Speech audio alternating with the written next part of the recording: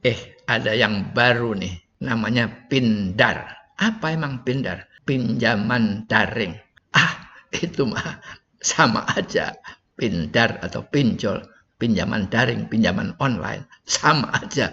Nyusahin orang. Ayo kita kupas. Bismillahirrahmanirrahim. Kali ini Eko Papa ingin mengulas mengenai pinjol, pinjaman online. Dan uniknya, pinjol ini juga sekarang memiliki nama baru, yaitu Pindar, pinjaman daring.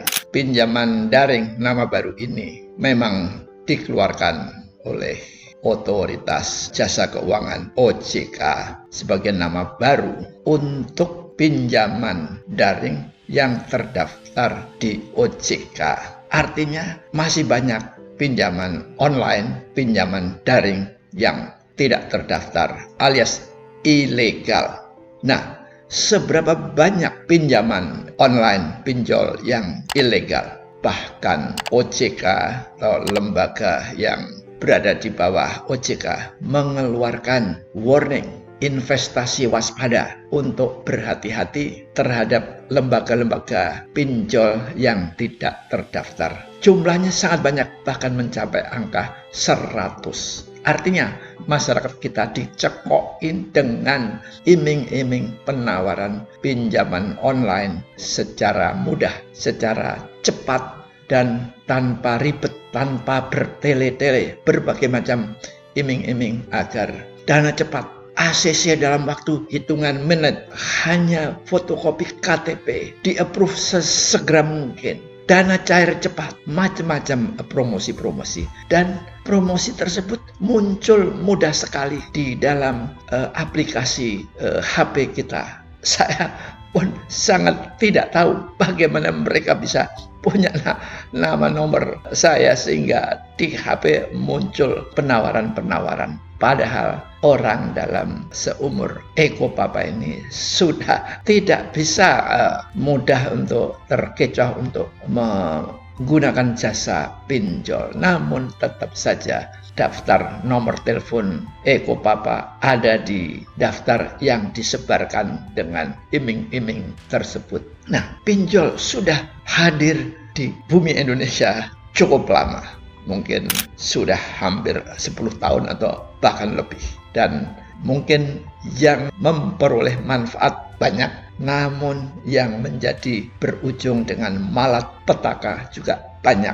Kenapa begitu? Karena pinjol jelas-jelas merupakan pinjaman tanpa agunan.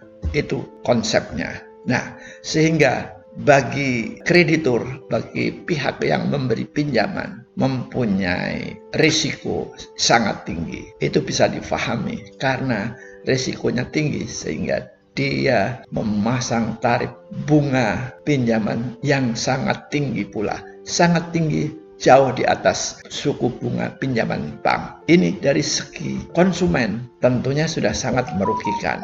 Bagi masyarakat yang membutuhkan dana cepat, apakah 2 juta, 3 juta, 10 juta, 20 juta, akan mudah dilayani oleh pinjol. Apakah pinjol resmi, pinjol legal, atau pinjol tidak resmi atau ilegal? Kita hampir sulit untuk membedakan.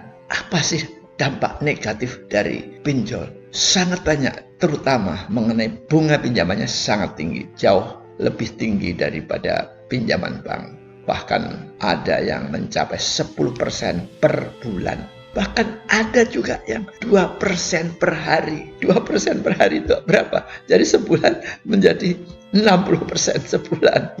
Dalam 2 bulan sudah 2 kali lipat. Pokoknya nggak dibayar ya menjadi pokoknya 2 kali lipat kan gitu. Nah, itu efek negatifnya. Kemudian cara penagihannya sangat tidak wajar. Sangat tidak wajar, di mana mereka penuh dengan intimidasi dan terlambat 1 hari saja sudah dikejar-kejar. Kemudian di samping intimidasi juga ancaman-ancaman ini dan ancaman itu. Bahkan data pribadi dan tagihan hutang kita disebarkan screenshot ke saudara kita, ke sahabat kita, atau bahkan di tempat kita bekerja. Jadi pasti langsung atasan tahu, HRD perusahaan tempat kita bekerja langsung tahu, dia langsung dipanggil oleh HRD-nya dan diperingatkan untuk tidak melakukan pinjol lagi. Nah, berbagai hal yang negatif tersebut masih banyak rentetannya.